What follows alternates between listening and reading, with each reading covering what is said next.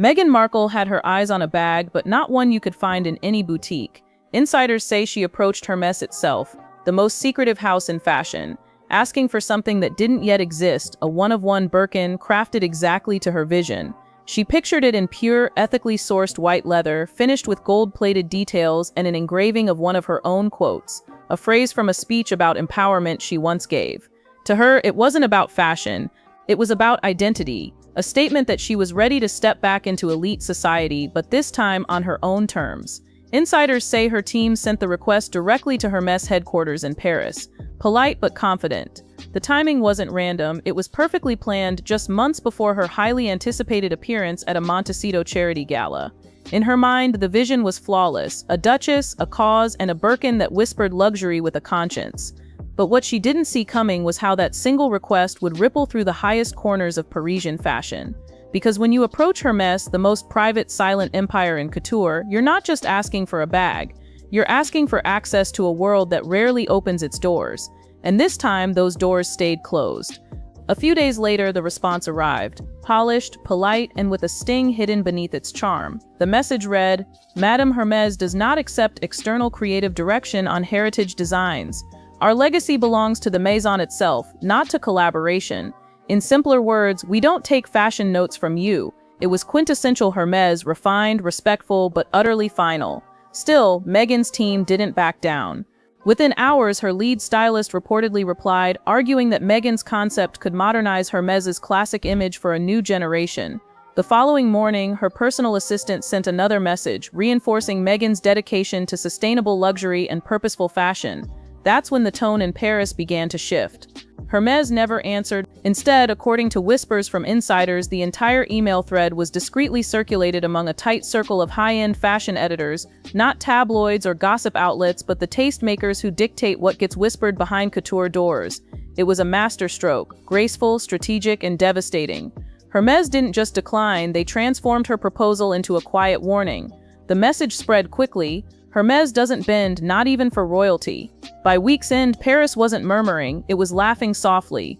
Stylists in Milan and London repeated the same sentence as if it were a secret mantra. She got rejected, but Hermès never spoke her name. That's the brilliance of their cruelty. It's always wrapped in elegance. To grasp the scale of it, you have to understand how rare this was. Hermès, the house that never comments, never leaks, and never collaborates, had allegedly ensured that everyone who mattered heard about this no. And just like that, Meghan Markle, a woman who built her empire on mastering her image, was recast as the one who went too far, the duchess who dared to redesign a religion. The story spread fast, not because it was cruel, but because it was classy in its cruelty. It wasn't messy or loud, it was refined humiliation, a six-figure embarrassment wrapped in white leather and gold trim. What started as a private favor had become the most whispered secret in fashion. And Meghan had no idea that the real storm hadn't even started. Because when Hermès decides to make an example out of someone, they don't shout, they quietly erase you. After the rumors about Hermès rejecting her exclusive Birkin, Meghan tried to take control again. And what better stage than Paris Fashion Week? Sitting front row at Balenciaga, cameras flashing, it was supposed to be her big comeback. The kind of moment that makes the world forget. But insiders in Paris claimed the entire room went cold. You could feel the air freeze when she walked in. One stylist whispered, "No smiles, no hugs, just stares." People kept their distance. Even the photographers seemed bored. Brutal, but that's Paris. Backstage, the gossip spread like perfume in the air. Makeup artists, stylists, and crew whispered the same thing.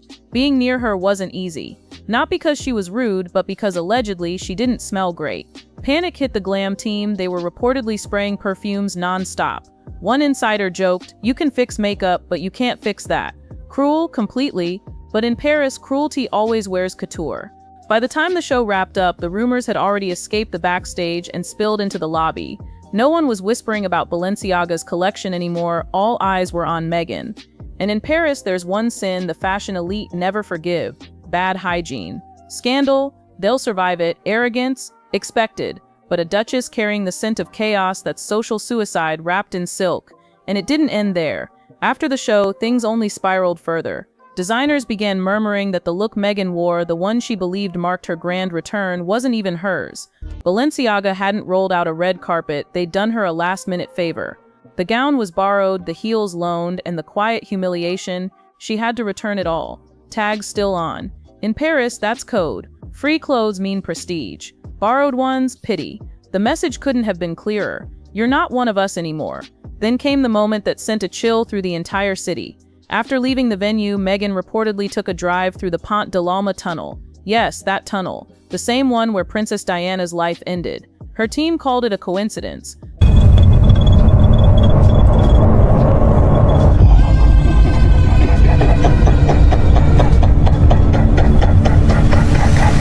But insiders whispered otherwise. Some claim she even filmed the drive herself, hoping to stir emotion to blur the line between her story and Diana's legacy. But those who know her past didn't buy it. They say Meghan had studied Diana's life for years, watched the funeral, memorized the details, so there's no way she didn't know. And that made it worse, because Paris doesn't forgive symbolism without sincerity. And this time they said she crossed the line. Meghan had always criticized the British press, blaming them for destroying Diana's peace and ultimately her life. But when it came time to share her own truth, who did she and Harry turn to? The very same American network that once paid to broadcast the aftermath of Diana's crash. Think about that. The same company that turned a tragedy into primetime ratings now hosted Meghan's emotional tell-all interviews. The same tearful specials that painted her as the misunderstood victim. For insiders in Paris, the hypocrisy was impossible to ignore. While the world mourned Diana, CBS profited from her final moments. And years later, Meghan walked into their studios and called it redemption. To Paris, that wasn't tribute, it was theater. From that moment, the illusion started to crumble. The whispers shifted from sympathy to skepticism. Fashion insiders began murmuring that Meghan's carefully built persona, the humanitarian CEO, the global speaker, the woman of purpose, was all surface. Her speeches, they claimed, were written by others. Her causes, recycled ideas dressed up in elegance. She borrowed Diana's warmth, the Queen's restraint, Hollywood's sparkle, but somewhere in the imitation she lost what made her real. The same woman who once claimed she'd never Googled Harry was rumored to have orchestrated their first encounter down to the smallest detail. Paris, a city that worships originality, has no mercy for imitation. It once cried for Diana, but now it turned its gaze away from Meghan. The performance was cracking and the seams were starting to show. When the lights faded and the final camera flash died out, Paris delivered its verdict. Not through words, but through silence. Meghan walked out of that Balenciaga show as if she'd conquered the city, but the crowd had already decided otherwise. No standing ovations, no glowing headlines, just soft applause, polite smiles, and eyes that were already looking elsewhere. In that moment, the illusion shattered, and what stood beneath was a woman the industry no longer believed in. The whispers that once followed her with awe had turned into quiet warnings. Behind closed doors, stylists and designers repeated the same phrase, "Careful, don't pull a Meghan." It became the unspoken line between confidence and conceit, between the spotlight and overexposure. Yet here's what Paris would never say aloud. They still watched her. Because scandals like Meghan's don't disappear, they evolve.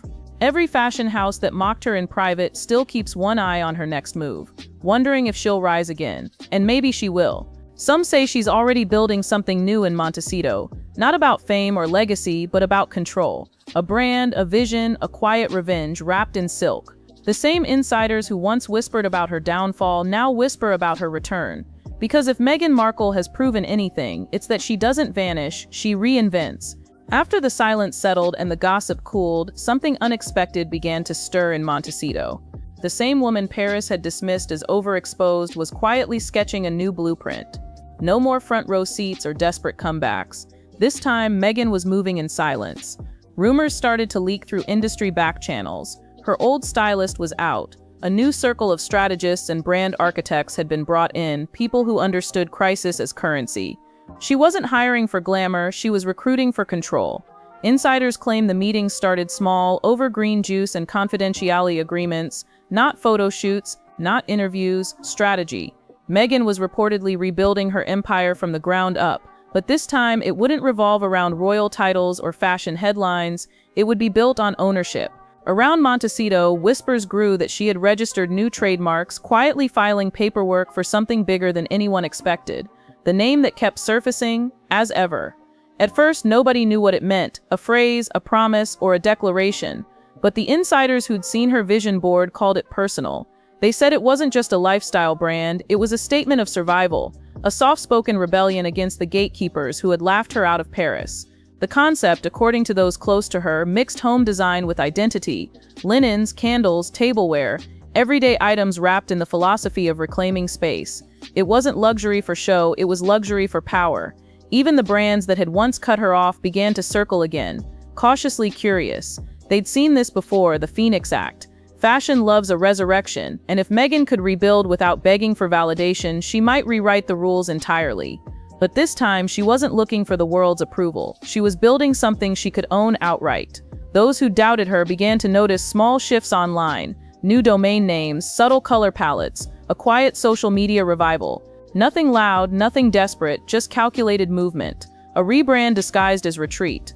And for the first time in months, insiders admitted something they hadn't said since her fall from grace. Meghan Markle was playing the long game again.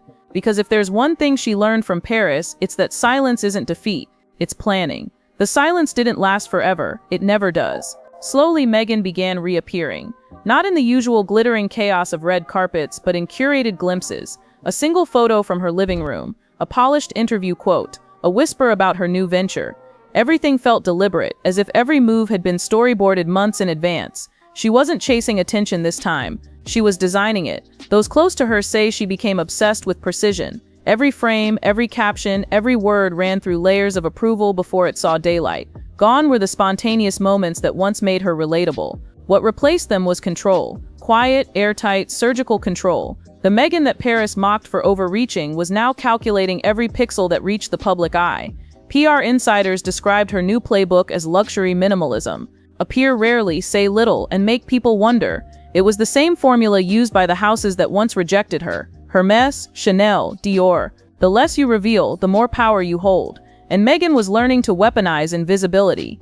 Behind the gates of Montecito, she was shaping a brand built not on exposure but mystique. Her upcoming project, as ever, became the backbone of that strategy. The logo design leaked first, simple, restrained, powerful. Then came the products, handmade ceramics, muted linens, touches of gold. The message was unmistakable. Meghan had traded spectacle for subtlety. She wasn't trying to be royalty anymore, she was positioning herself as an empire. Some insiders say she's been studying how billion-dollar figures turn narrative into profit. She watched how brands recover from scandal by staying quiet long enough for curiosity to do the work. Others claim she's taking cues from Silicon Valley founders who rebuild after failure, embracing transparency as marketing. Whatever the truth, the shift worked. Editors who once ignored her began requesting interviews again. Influencers started quoting her without tagging her. That's when you know the tide is turning, when people start using your name to sound relevant. It wasn't forgiveness she was after, it was leverage. Meghan wasn't fighting for a second chance in fashion. She was proving she could make the world orbit her story again, this time without asking for permission. Because the ultimate revenge isn't attention, it's control over who gets to tell your story next. By the time the world caught on, the gears had already started turning. Quiet dinners in Los Angeles, invitations to private events that weren't meant to leak but somehow always did. The same editors who once ghosted her were now asking, so what's she building? Meghan didn't announce a comeback, she let the rumor do it for her. It was the softest re-entry imaginable, strategic, unspoken, but impossible to ignore. Industry insiders began spotting patterns. An unexpected feature in a lifestyle magazine here, a mysterious collaboration rumor there. One whisper claimed she'd been in talks with an eco-luxury label for a limited edition capsule collection under A as ever. Another insisted that she'd started reconnecting with stylists in Milan who'd once cut her off. Nothing was confirmed, but that was the brilliance of it. Uncertainty was the new PR. Her appearances grew slightly more frequent, but never desperate. A charity gala in Santa Barbara. A dinner photographed accidentally from a distance. Every public sighting was a chess move calculated to remind people she hadn't disappeared, she'd just learned patience. The tabloids called it a comeback, but insiders had another word for it, infiltration. Meghan wasn't storming the gates of high society again. She was quietly walking through side doors, invited this time. Designers who once distanced themselves began referencing her style again. A journalist noted that one Parisian brand had quietly sent her samples, not for publicity but as a peace offering. Even the luxury houses that had once mocked her silence started studying her restraint. They realized that by pulling back she'd regained something far more valuable than exposure, mystery. Behind the scenes, the pieces were aligning. Production teams were reportedly in talks for a new documentary, not about her past but about reinvention itself. Some claimed it would chronicle her creative process, others said it was a global brand story disguised as redemption. Whatever it was, it had the fashion world watching again. Paris might not have forgiven her, but it had started listening. The same city that once shut its doors now kept one slightly ajar. Because if there's one thing the industry loves more than a scandal, it's a reinvention. And Meghan Markle, the woman who turned rejection into strategy, was about to prove that every exile is just a pause before the return. And so, as Montecito basked in quiet sunlight and Paris glittered on without her, the story of Meghan Markle refused to fade. The industry might pretend to move on, but behind every boardroom door, her name still hovered. A test case, a warning, a fascination. The duchess who once asked for a bag had become a symbol of something far more dangerous: resilience wrapped in strategy. Those close to her say she's calmer now, no more chasing headlines, no more rushing toward redemption. Every move is deliberate, each silence intentional. It's as if she's learned that in a world addicted to noise, power lives in restraint. Insiders whisper that she still studies her critics, still tracks the rhythms of the media, still waits for the perfect moment to shift the narrative again. Not to prove them wrong, but to prove she's still the one writing the story. Paris might not have forgiven her, but it hasn't forgotten her either. The city that once mocked her missteps now finds itself strangely intrigued again. Because fashion, at its heart, isn't loyal to people, it's loyal to stories. And Meghan's story, for better or worse, has become one of the most captivating tales in modern luxury. Every empire has its exile, and every exile dreams of a return. The question isn't if she'll come back, it's how. Will it be another headline, another brand, another quiet move that sends shockwaves through the same salons that once whispered her out? Or will it be something entirely different? A reinvention so subtle the world won't realize she's won until she's already sitting at the top again. Because if there's one thing Meghan Markle has proven, it's that disappearance is never defeat, it's design. And as the cameras prepare for their next obsession and the world's attention shifts once more, one truth remains unshaken: she's still in the game. Watching, planning, waiting. And somewhere between Montecito's stillness and Paris's chaos, another whisper begins to rise, the one every critic dreads hearing again. She's back.